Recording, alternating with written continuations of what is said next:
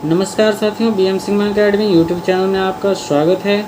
आइए आज हम लोग मैथ के कुछ इम्पॉर्टेंट टर्म एंड थ्योरी को देखेंगे जो कि बिल्कुल ही बेसिक से है। यदि आप मैथ को बेहतर करना चाहते हैं, मैथ में अच्छा करना चाहते हैं, तो निश्चित तौर पे ये सारे टर्म्स को जानना बेहद ज़रूरी है। यदि आप नहीं जानते हैं तो इसके अलावे आप मैथ को बेहतर नहीं कर सकते, यानी इसको छोड़ के स्किप करके आप मैथ को बेहतर नहीं कर सकते हैं। तो बेहतर करने के लिए सर्वप्रथम आपको इन सारे टर्म्स को जानना बेहद ज़रूरी है। तो आइए इस वीडियो के माध्यम से आपको एक एक करके छोटे छोटे टर्म को और इम्पॉर्टेंट टर्म को डिस्कस किया जाएगा, जिसके माध्यम से आपका मैथ बेहतर हो सके। सर्वप्रथम देखते हैं नोटेशन क्या होता है। नोटेशन यानी कि संकेत चिन्ह होता है। इसका हिंदी मीनिंग क्या होता है? संकेत चिन्ह होता है। आइए देखते हैं नोटेशन किसे कहेंगे। What is notation? Writing a number in figure is called notation. अब इसको समझते हैं कि जो ये कह रहा है, यानी कि राइटिंग अ नंबर, एक नंबर को जब आप फिगर में लिखते हैं उसी को नोटेशन कहते हैं, सिंपल। यदि हम दूसरी तरीके से कहें तो राइटिंग अ नंबर यानी कि एक नंबर को जब आप फिगर में लिखते हैं या फिर इसे डिजिट में लिखते हैं, फिगर को ही डिजिट कहते हैं, तो उसे हम नोटेशन कहेंगे। जैसे कि आप देख पा रहे हैं 2 क्या है? आपका नोटेशन है। 96 क्या है? नोटेशन है। 25 क्या है? नोटेशन है। यानी कि आप यदि नंबर में लिख दे रहे हैं, यानी कि डिजिट के फॉर्म में लिख दे रहे हैं, तो वो आपका नोटेशन कहलाएगा। अब हम बात कर लेते हैं, नेक्स्ट है आपका न्यूमरेशन। न्यूमरेशन किसे कहेंगे? तो writing a number in word, simple है। जब आप किसी नंबर को वर्ड में लिख देंगे तो वो आपका न्यूमरेशन कहलाएगा। तो यहाँ पे नोटेशन और न्यूमरेशन में डिफरेंसेस क्या आया? तो नोटेशन आपका जो आप डिजिट में लिखते हैं या फिर फिगर में लिखते हैं, यानी कि नंबर के फॉर्मेट में लिखते हैं, तो वो नोटेशन कहलाता है। वहीं अगर हम न्यूमरेशन की बात करें तो न्यूमरेशन में आप किसी भी नंबर को जब वर्ड के फॉर्म में लिखेंगे तो उसे न्यूमरेशन कहेंगे। उम्मीद करते हैं ये दोनों क्लियर हो गया होगा।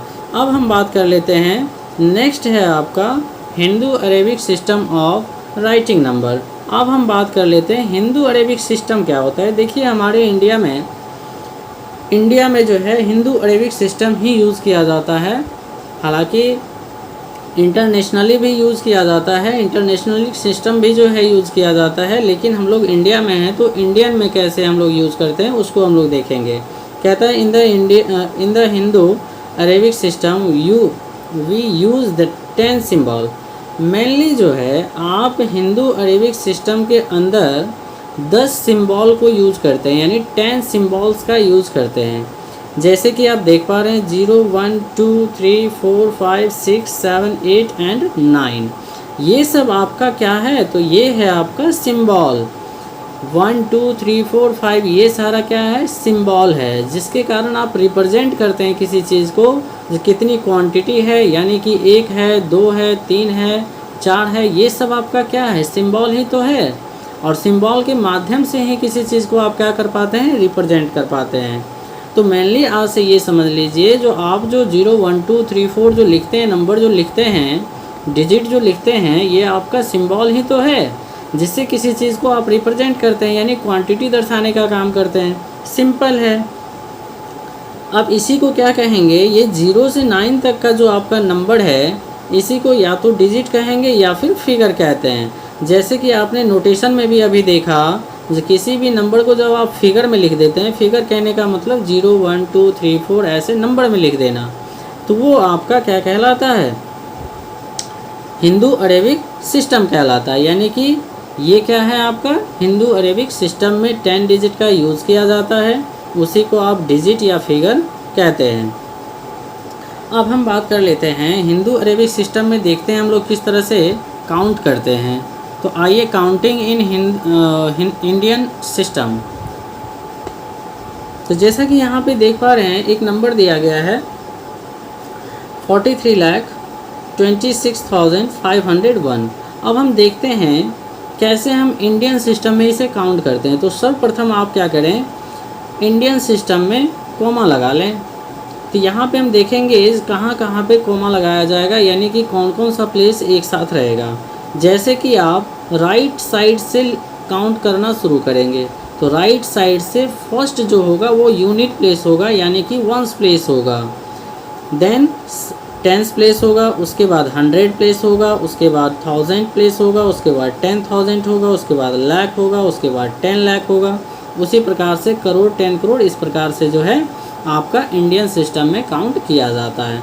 यानी कि इंडिया में सिंपली आप समझ लीजिए, इंडिया में जिस प्रकार से आप किसी चीज़ को काउंट करते हैं, क्वांटिटी को काउंट करते हैं, तो वो आपका इंडियन सिस्टम हो गया।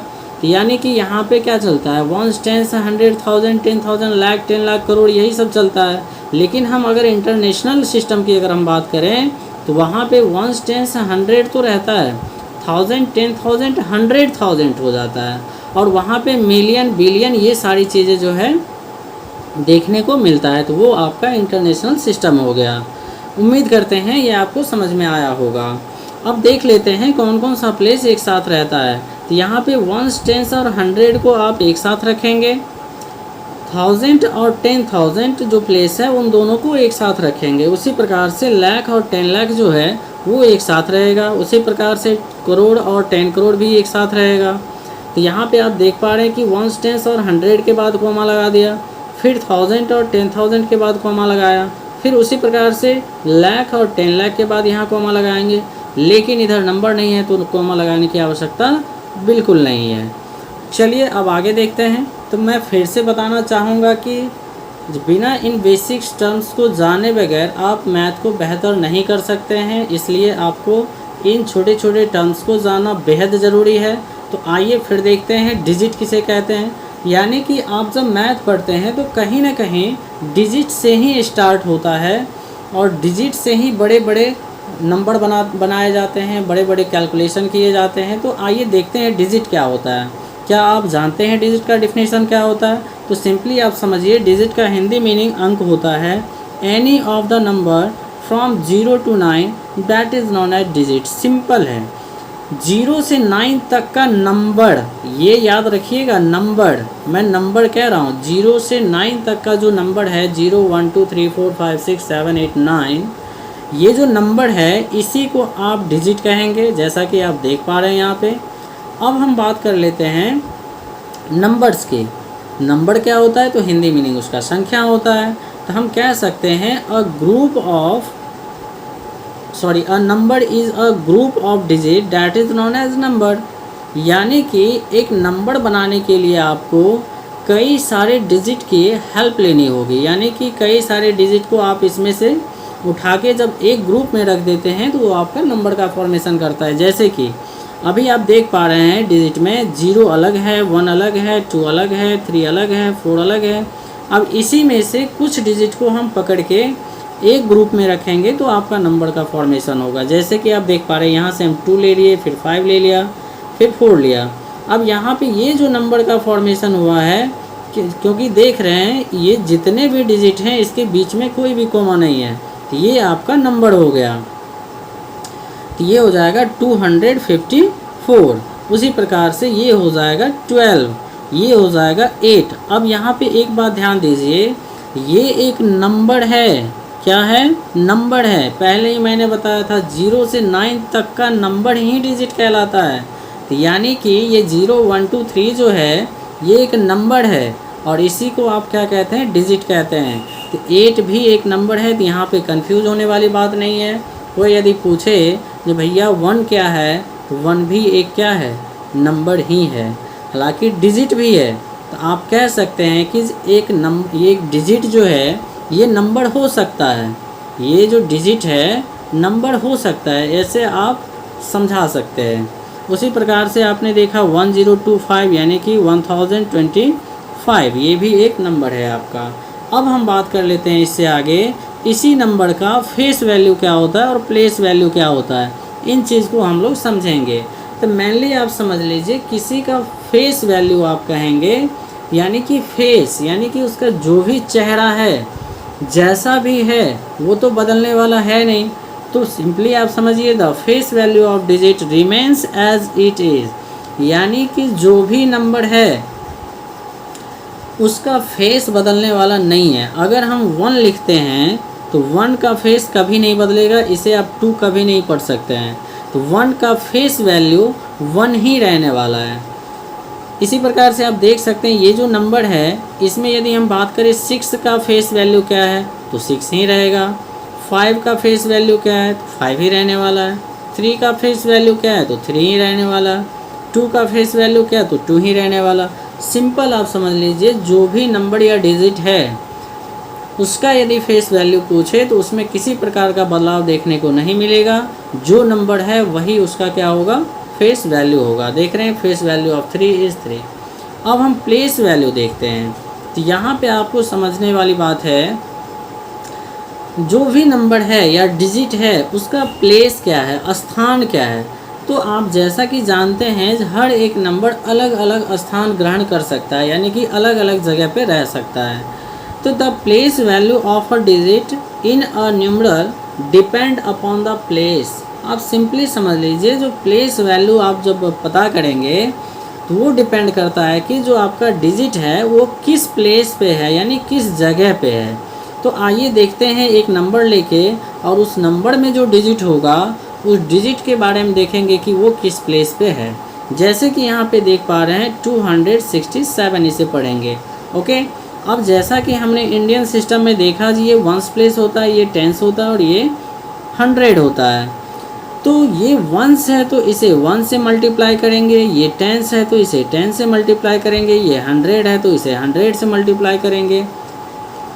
यानी कि जो प्लेस है इसका, यानी कि ये 7 वंस प्लेस पे है, 6 टेंस प्लेस पे है, 200 प्लेस पे है। तो हम क्या दिखा रहे हैं, 200 प्लेस पे है तो 2 × 100, 6 यदि टेंस प्लेस पे है तो 6 × 100, 7 यदि वंस प्लेस पे है तो 7 × 1। तो ये आपने समझा कि प्लेस वैल्यू डिजिट जिस प्लेस पे होगा उस प्लेस से आप उसे क्या करें, रिप्रेजेंट कर दें बस। यानी 2 यदि 100 प्लेस पे है तो 200 हो गया, 6 यदि टेंस प्लेस पे है तो 6 टेंस हो गया, 7 यदि वंस प्लेस पे है तो 7 वंस हो गया। उम्मीद करते हैं ये सारी बातें आपको समझ में आ रही होगी। नेक्स्ट है आपका नेचुरल नंबर, यानी कि प्राकृतिक संख्या जिसे कहते हैं। अब हम बात कर लें, नेचुरल नंबर का मतलब ये होता है प्राकृतिक संख्या, यानी कि प्रकृति के रूप से जो है जो प्राप्त हुआ उसे हम प्राकृतिक संख्या कहेंगे। सिंपल है। डिफिनेशन क्या होगा, तो counting number are called natural number. अब सिंपली आप समझिए, जो आप काउंटिंग करते हैं तो काउंटिंग स्टार्ट कहाँ से करते हैं। यदि किसी चीज़ की गणना करना है, गिनती करना है, तो आप कहाँ से स्टार्ट करेंगे। क्या आप 0 से स्टार्ट करेंगे या फिर 1 से स्टार्ट करेंगे। यदि कोई वस्तु 1 से ज़्यादा रखा हुआ है तो आप काउंटिंग कहाँ से स्टार्ट करेंगे, क्या 0 से करेंगे या 1 से करेंगे। तो बिल्कुल आप 1 से करेंगे। तो ये जो काउंटिंग नंबर है, यानी कि जो आप गणना करते हैं तो वो 1 से स्टार्ट होता है। तो 1 2 3 4 5 ये सब क्या है, आपका नेचुरल नंबर है। और ये कहाँ तक जाएगा तो हमें पता नहीं, और जब हमें पता नहीं होता है तो हम उसे इनफाइनाइट के सिंबल से हम क्या करते हैं, इंडिकेट कर देते हैं। यानी कि ये नंबर कहाँ तक जाएगा ये हमें नहीं मालूम, तो इसे हम इनफाइनाइट से हम क्या किए, रिप्रेजेंट कर दिए। ये इनफाइनाइट का सिंबल होता है, यानी कि नंबर कहाँ तक जाएगा हमें मालूम नहीं है। अगर ये सिंबल लगा देते हैं तो इसका मतलब होता है जो नंबर कहाँ तक जा रही है, तो इनफाइनाइट तक जा रही है। ये सब के सब जो है नेचुरल नंबर हैं। अब हम बात कर लेते हैं, नेचुरल नंबर तो आपने समझ लिया। होल नंबर की बात करें तो होल नंबर का मतलब होता है पूर्ण संख्या। All natural numbers together with 0 are called whole number. ये आपका डिफिनेशन है, सिंपल। यानी कि जो भी अभी आपने नेचुरल नंबर देखा, नेचुरल नंबर में यदि आप 0 को भी शामिल कर देते हैं, इंक्लूड कर देते हैं, तो वो आपका होल नंबर हो जाता है। यानी याद रखना बेहद आसान है, नेचुरल नंबर में अगर 0 को इंक्लूड कर देते हैं, यानी 0 भी शामिल कर देते हैं, तो वो आपका होल नंबर बन जाता है। यानी कि एक 0 डाल देने से आपका होल नंबर बन गया। ओके, तो हम कह सकते हैं एक होल नंबर जो है नेचुरल नंबर को भी अपने अंदर रखता है। यानी कि 0 को यदि हम छोड़ दें तो 1 से लेके इनफाइनाइट तक आपका नेचुरल नंबर ही है, लेकिन जब 0 इंक्लूड करें तो वो आपका होल नंबर हो जाता है। तो एक होल नंबर के अंदर जो है नेचुरल नंबर ऑलरेडी रहता है। यहाँ से आपने समझ लिया। अब हम बात कर लेते हैं इंटीजर्स का। जैसा कि आप देख पा रहे हैं all natural number, zero and negative of counting number. ध्यान से समझिएगा, जितने भी नेचुरल नंबर हैं, अभी आप नेचुरल नंबर पढ़े 1 से इनफाइनाइट तक, जीरो को आपने देख लिया जो कि होल नंबर में इंक्लूड हुआ था, and negative of the counting number, यानी कि आप नेगेटिव में काउंट करिए, यानी -1, -2, -3, -4, अब कहाँ तक जाएगा तो हमें पता नहीं, तो हम फिर वही काम करेंगे, माइनस इनफाइनाइट से क्या कर देंगे, रिप्रेजेंट कर देंगे। यानी कि एक इंटीजर जो है अपने अंदर नेचुरल नंबर को भी रखता है, होल नंबर को भी रखता है और नेगेटिव नंबर को भी रखता है। इसको हम दूसरे तरीके से भी डिफाइन कर सकते हैं, जो all negative number and positive number with zero that is known as integer. यानी कि नेगेटिव नंबर ले लीजिए सारा, पॉजिटिव नंबर और जीरो ले लीजिए तो आपका इंटीजर हो जाएगा। तो एक इंटीजर के अंदर आप देख पा रहे हैं जो नेचुरल नंबर भी है, होल नंबर भी है, नेगेटिव नंबर भी है, इसीलिए इसको संपूर्ण संख्या कहा जाता है। अब हम बात कर लेते हैं नेगेटिव और पॉजिटिव क्या होता है, तो उसको भी ज़रा देख लीजिए। पॉजिटिव नंबर तो आपने समझ लिया कि 1, 2, 3, 4, 5, 6 ये सब क्या है, पॉजिटिव है। नेगेटिव की अगर बात करें तो -1, -2, -3 ये सारे के सारे आपका नेगेटिव नंबर है। जीरो एक अपने आप में इंटीजर है, इस बात को ध्यान रखिएगा, जीरो एक इंटीजर है। Zero is an integer which is neither positive और नॉट नेगेटिव। इस बात को आप अच्छे से ध्यान रखेंगे, जीरो अपने आप में एक इंटीजर है और वो ना तो पॉजिटिव है ना ही नेगेटिव है। बहुत जगह क्वेश्चन पूछा जाता है, बताइए जीरो पॉजिटिव है या नेगेटिव है, तो आप बिल्कुल कह सकते हैं कि जीरो ना तो पॉजिटिव है और ना ही नेगेटिव है। नेक्स्ट है आपका इवन नंबर, यानी कि सम संख्या। All multiple of 2 are called even number, यानी कि सिंपली आप डिफाइन कर सकते हैं जितने भी नंबर 2 का मल्टीपल होगा वो आपका इवन नंबर होगा। यानी किसी भी नंबर को जब आप 2 से मल्टीप्लाई करेंगे तो वो आपका इवन नंबर होगा। यानी कि आप 2 को एक ऑड नंबर के साथ ही मल्टीप्लाई कर दीजिए तो वो 6 देगा, यानी कि ये आपका इवन है। क्या है, इवन नंबर है। बात समझ में आ रही है। यानी कि 6 क्या हो गया, 2 का मल्टीपल हुआ या नहीं हुआ। यानी कि मैंने क्या कहा, 2 से किसी भी नंबर को आप मल्टीप्लाई कर दीजिए वो आपका इवन नंबर देगा लेके, यानी कि उसका जो प्रोडक्ट होगा वो इवन नंबर होगा। तो यानी कि 2 × 3 मैंने किया तो 6 आया, तो क्या 6 2 का मल्टीपल है या नहीं है। यानी कि 2 किसी नंबर से मल्टीप्लाई होके 6 हो रहा है कि नहीं हो रहा है, बिल्कुल हो रहा है। तो 2 को 3 से मल्टीप्लाई किए तो 6 हो गया।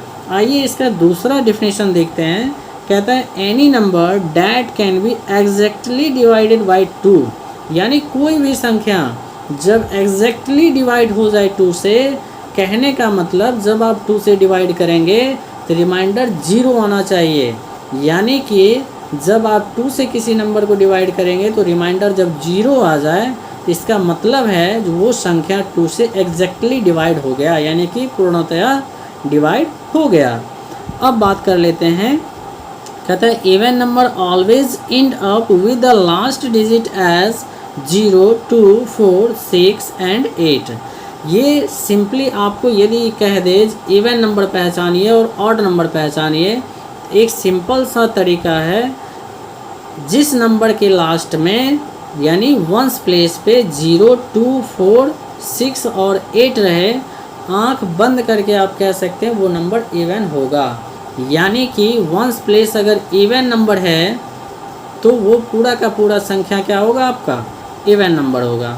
जैसा कि आप देख पा रहे हैं 3750, इस नंबर के बारे में यदि हम पूछे ये ऑड है या इवन है तो आप बेशक कह सकते हैं ये इवन है, क्योंकि वंस प्लेस 0 रख रहा है और 0 आप जानते हैं जो इवन नंबर के अंतर्गत आता है।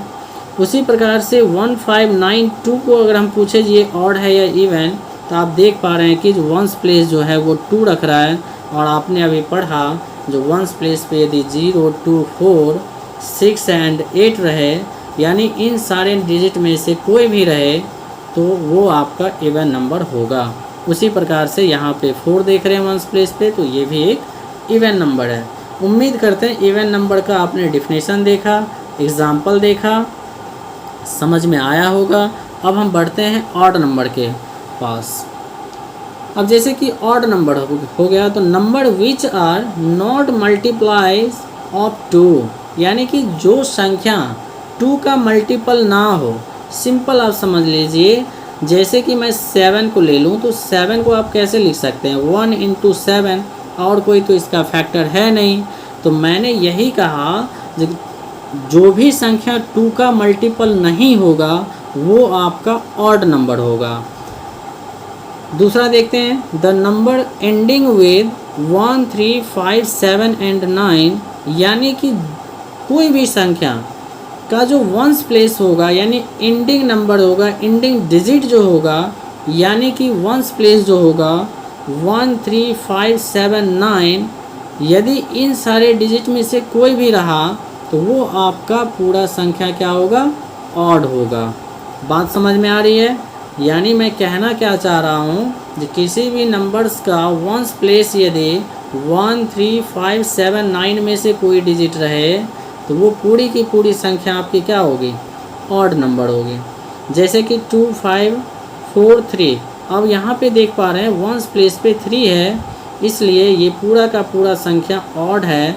यानी कि इसे जब आप 2 से डिवाइड करेंगे तो ये बिल्कुल भी डिवाइड नहीं होगा, यानी कि रिमाइंडर कुछ ना कुछ बच जाएगा। तो आप ये भी कह सकते हैं कि जो संख्या 2 से एग्जैक्टली डिवाइड ना हो वो संख्या ऑड नंबर होता है। उसी प्रकार से इस नंबर में वंस प्लेस पे देख पा रहे हैं कि 7 है, तो ये ऑड नंबर को रिप्रेजेंट कर रहा है, तो ये पूरी संख्या क्या होगी, ऑड होगी। जब आप इसे 2 से डिवाइड करेंगे तो बिल्कुल ये डिवाइड नहीं होगा एग्जैक्टली। तो ऑड और इवन में आपने क्या देखा, इवन में नंबर के वंस प्लेस पे क्या रहेगा, 2, 4, 6, 8 और 0, ये सब नंबर रहा तो फिर क्या होगा, वो इवन होगा। यदि वंस प्लेस पे 1, 3, 5, 7, 9 रहा तो वो आपका पूरा संख्या ऑड होगा। अब हम बात कर लेते हैं प्राइम नंबर्स के। जैसा कि आप देख पा रहे हैं, कहता है each of the number which have exactly 2 factors namely 1 and itself. आसान सा डिफिनेशन है, ईच ऑफ द नंबर यानी जो भी नंबर आप ले रहे हैं, जब उसका फैक्टर निकालेंगे तो फैक्टर केवल और केवल 2 ही आना चाहिए। अब 2 वो फैक्टर कौन सा होगा, तो एक तो 1 होगा और दूसरा इटसेल्फ होगा। इटसेल्फ कहने का मतलब है जिस नंबर का आप फैक्टर निकाल रहे हो वही नंबर रहने वाला है। यानी कि एग्जाम्पल के माध्यम से देखते हैं, जैसे 3 मैंने एक नंबर लिया, अब इसका जब हम फैक्टर निकालेंगे तो 1 और 3 आएगा। तो यहाँ पे आप देख रहे हैं केवल और केवल 2 ही फैक्टर निकल के आया, एक तो 1 है और दूसरा 3 है। अब फैक्टर कैसे निकालते हैं, तो सिंपल आप समझ लीजिए, जो भी संख्या 3 को डिवाइड कर दे, यानी जो संख्या 3 को डिवाइड कर देगा एग्जैक्टली, वो सारा 3 का क्या हो जाएगा, फैक्टर हो जाएगा। तो यहाँ पे आप देख पा रहे हैं 1 जो है 3 को डिवाइड कर दिया एग्जैक्टली, 3 जो है एग्जैक्टली डिवाइड कर दिया 3 को। इसके अलावा कोई भी नंबर नहीं है जो 3 को डिवाइड कर दे।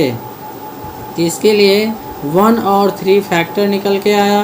तो यहाँ पे आपने देखा केवल 2 फैक्टर निकल के आया, एक तो 1 हुआ, एक इटसेल्फ हुआ, तो 3 आपका क्या हो जाएगा, एक प्राइम नंबर हो जाएगा। उसी प्रकार से 5 की बात कर लें तो 5 को भी 1 डिवाइड करेगा या तो 5 डिवाइड करेगा, तो 1 और 5 इसका क्या आया, फैक्टर निकल के आया, यानी 1 और इटसेल्फ। 7 का भी वही स्थिति है, 1 और 7 जो है 2 फैक्टर निकल के आया।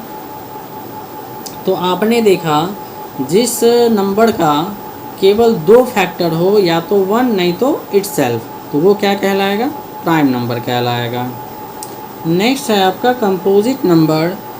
Number having more than 2 factors are known as composite number. आपने अभी प्राइम नंबर में देखा जिसका केवल 2 फैक्टर होता है वो प्राइम नंबर होता है, और कंपोजिट कह रहा है कि यदि 2 से अधिक फैक्टर हो तो वो आपका कंपोजिट नंबर होगा। जैसे कि एग्जांपल के माध्यम से देख सकते हैं, 4 का यदि हम फैक्टर निकालेंगे, अब अभी मैंने फैक्टर के बारे में बोला था, जो फैक्टर वो होता है जब किसी नंबर को डिवाइड कर दे। यानी कि यदि आपका नंबर 4 है तो 4 को कौन कौन सा नंबर डिवाइड करेगा, जो भी नंबर डिवाइड करेगा वो आपका 4 का फैक्टर हो जाएगा। तो 1 कर सकता है, 2 करेगा और 4 करेगा। तो यहाँ पे देख पा रहे हैं कि 2 से ज़्यादा फैक्टर निकल के आया। 12 यदि हम लेते हैं तो 12 को 1 भी डिवाइड कर देगा, 2 भी करेगा, 3, 4, 6 और 12। तो ये सारा जो है 12 का क्या है, फैक्टर है। तो यहाँ पे आप देख पा रहे हैं कि 2 से ज़्यादा फैक्टर हो गया, तो ये भी क्या हो गया, कंपोजिट हो गया। तो उम्मीद करते हैं प्राइम और कंपोजिट आपको समझ में आया होगा। अब हम कुछ बात कर लेते हैं इम्पॉर्टेंट फैक्ट की, जैसे कि 1 इज़ नाइदर प्राइम और नॉर कंपोजिट। बेहद इम्पॉर्टेंट है। 1 जो है ना तो प्राइम नंबर है ना ही कंपोजिट नंबर है। क्यों, ऐसा क्यों है? क्योंकि जब 1 का फैक्टर निकालेंगे तो कितना फैक्टर निकलेगा, इसका तो केवल एक ही फैक्टर है। और प्राइम नंबर कहता है कि 2 फैक्टर होना चाहिए, केवल 2 फैक्टर होना चाहिए। तो यहाँ पे 2 फैक्टर दिख नहीं रहा, 1 का 2 फैक्टर निकल के नहीं आएगा, इसलिए 1 आपका ना तो प्राइम है ना कंपोजिट है। जब प्राइम ही नहीं होगा तो कंपोजिट कैसे होगा, क्योंकि कंपोजिट में तो 2 से ज़्यादा चाहिए ना फैक्टर। उसी प्रकार से 2 is the lowest prime number. इस बात को ज़रूर आप याद रखेंगे, जो 2 एक ऐसा नंबर है जो सबसे छोटा प्राइम नंबर है और इवन प्राइम नंबर है। यानी कि जितने भी प्राइम नंबर होते हैं उसमें केवल और केवल 2 ही एक ऐसा नंबर है जो इवन प्राइम नंबर है। यानी कि 2 is only even prime number, all other even number are composite. यानी कि जितने भी इवन नंबर हैं उसमें से केवल 2 ही एक ऐसा नंबर है जो प्राइम नंबर है, बाकी बात जितने इवन हैं वो सारे के सारे कंपोजिट हैं। यहाँ से इस फैक्ट को आपने समझा, तो आज यहीं तक रहने देते हैं। इससे आगे जानने के लिए, जैसे कि ट्विन प्राइम क्या होता है, को प्राइम क्या होता है, प्राइम ट्रिपलेट क्या होता है, परफेक्ट नंबर क्या होता है, इन सब की जानकारी लेने के लिए नेक्स्ट वीडियो में आपको देखने को मिलेगा। यदि इन सारे टर्म को आप जानते थे तो आपका रिवीजन हो गया, यदि आप नहीं जानते थे तो आपको कुछ सीखने को मिला होगा। तो वीडियो को देखने के लिए बहुत बहुत धन्यवाद। Thank you so much.